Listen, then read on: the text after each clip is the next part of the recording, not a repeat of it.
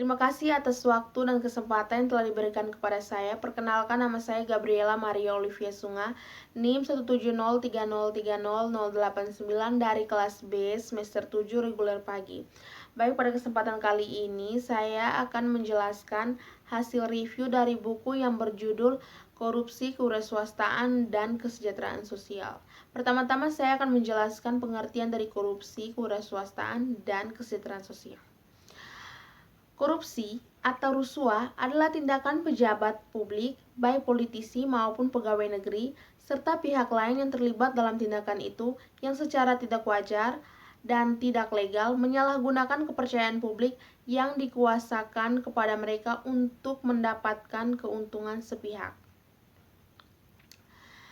Kewirausahaan atau kewirausahaan adalah proses mengidentifikasi, mengembangkan, dan membawa visi ke dalam kehidupan.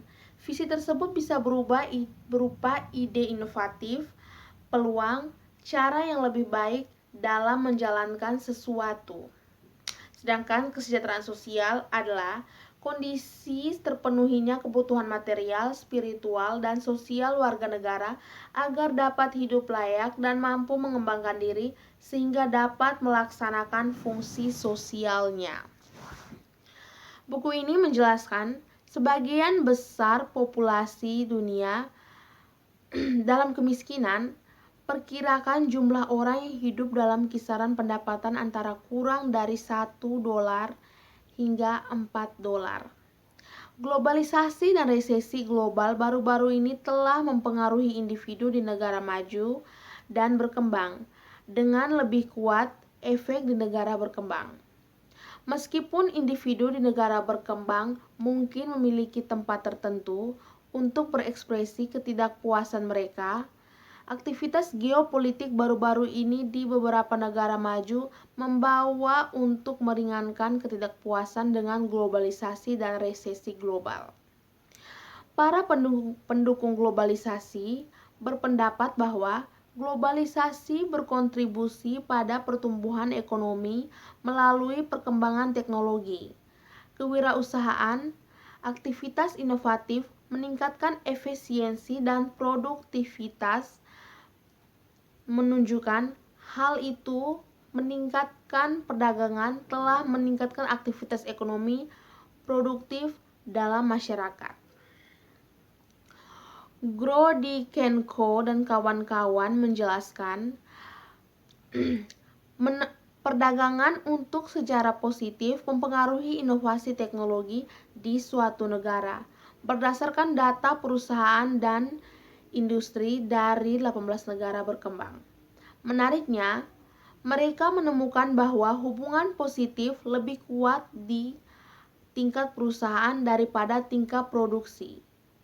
Butos pada tahun 2011 mempelajari perusahaan di Argentina dan menunjukkan perusahaan itu memodernisasi teknologi ketika dihadapkan pada persaingan dan peluang yang dihadirkan oleh liberalisasi perdagangan. Long et al. Menunjukkan bahwa keterbukaan perdagangan meningkatkan motivasi tingkat perusahaan.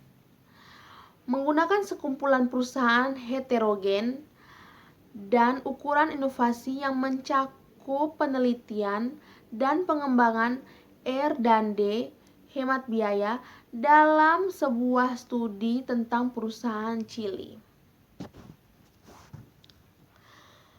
Fernandez dan Paunov pada tahun 2010 menemukan bahwa ketika dihadapkan dengan persaingan dari impor, perusahaan cenderung meningkatkan kualitas produk atau berinovasi produk baru. Buku ini memberikan pandangan yang lebih dalam tentang bagaimana kombinasi transparansi, lembaga resolusi, dan sumber daya negara asal seperti kualitas pendidikan, infrastruktur, dan pajak dapat berkontribusi pada pertumbuhan inklusif melalui kewirausahaan. Buku ini juga menjabarkan beberapa tantangan utama yang dapat dihadapi oleh para wirausahawan. Sejumlah besar penelitian telah membuktikan pentingnya kewirausahaan dalam menghasilkan ekonomi pertumbuhan. Aktivitas kewirausahaan berkontribusi pada perekonomian melalui penciptaan lapangan kerja. Ia juga menawarkan cara bagi individu untuk berkontribusi pada individu dan sosial kesejahteraan, serta ekonomi global.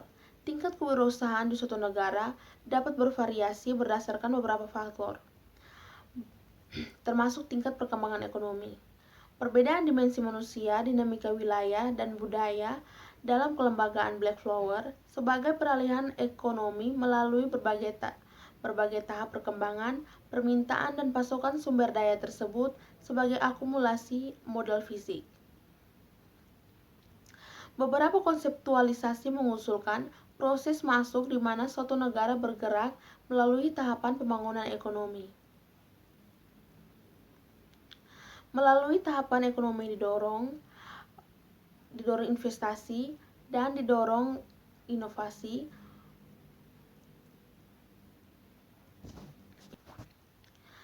Dan tahap produksi utama, sirkuit mengandalkan tenaga kerja berkualitas rendah dan mengandalkan sumber daya real.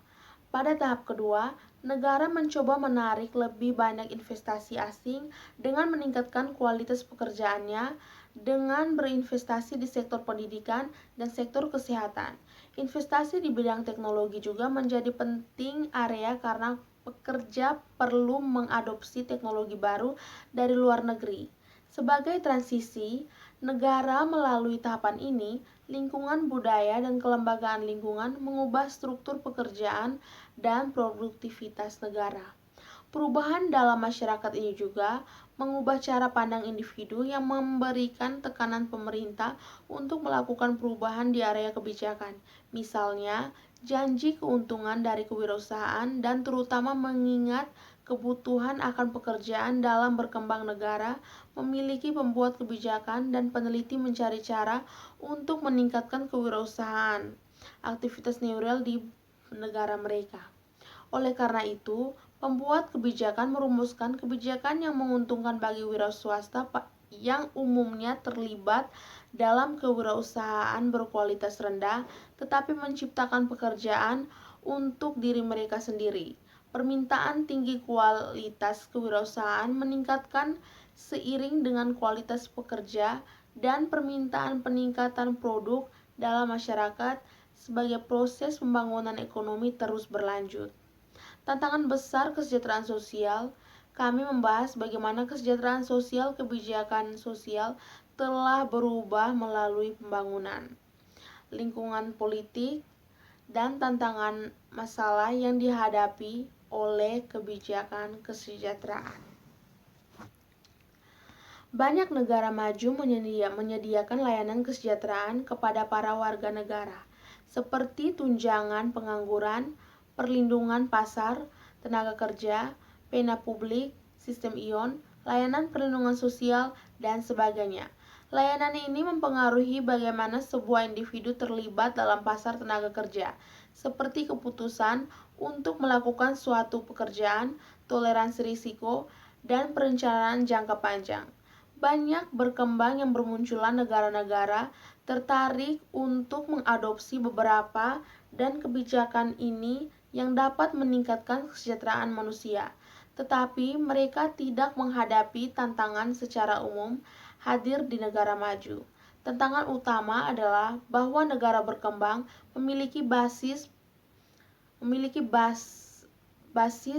berpendapat pajak yang lebih kecil, diperlukan untuk pendanaan dan menopang kesejahteraan sosial program kewirausahaan.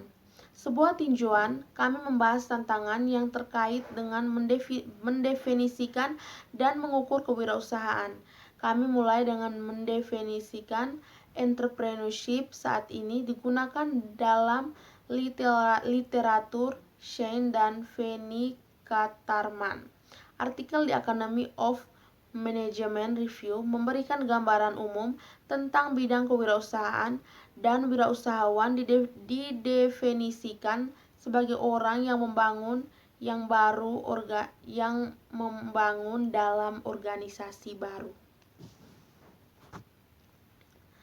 Perbedaan dalam kualitas dan kuantitas sumber daya yang tersedia untuk individu yang tumpahkan menjelaskan pertanyaan lama tentang mengapa beberapa negara memiliki lebih banyak perusahaan lebih bersih dari yang lain. Kami mulai dengan membahas tantangan lengges yang disajikan oleh korupsi yang secara khusus berkaitan dengan kewirausahaan. Korupsi bukanlah fenomena baru, tetapi tingkat korupsi bervariasi lintas negara.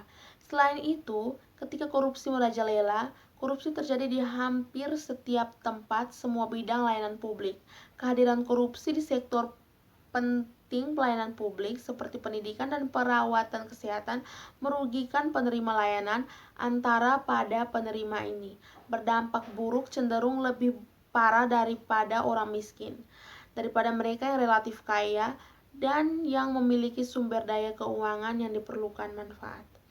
Korupsi, rezim pengaturan dan kewirausahaan didiskusikan apakah korupsi selalu menghalangi kewirausahaan atau dapat digunakan sebagai alat untuk melakukannya menghindari lingkungan peraturan yang memberatkan.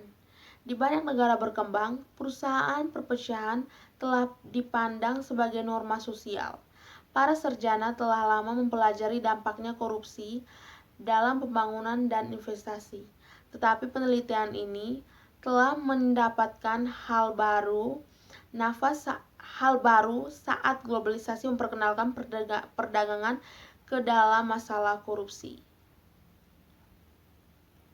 Globalisasi memberikan tekanan pada negara-negara untuk membuka perbatasan untuk menarik investasi dan keunggulan kompetitif, tetapi institusi di suatu negara tidak berubah secepat aktivitas ekonomi lintas negara. Faktanya, institusi bergerak sangat lambat. Oleh karena itu, memahami kerangka dan membangun yang mendasari yang mendukung berbagai jenis kegiatan wirausahaan produktif penting bagi pembuatan kebijakan yang ingin memproduksikan dan menyalurkan pembangunan ekonomi. Baik, terima kasih atas waktu dan kesempatannya. Sekian dari video penjelasan saya. Mohon maaf jika ada kesalahan atau kesalahan kata, dan video ini masih jauh dari kata sempurna. Mohon kritik dan sarannya teman-teman. Sekian dan terima kasih.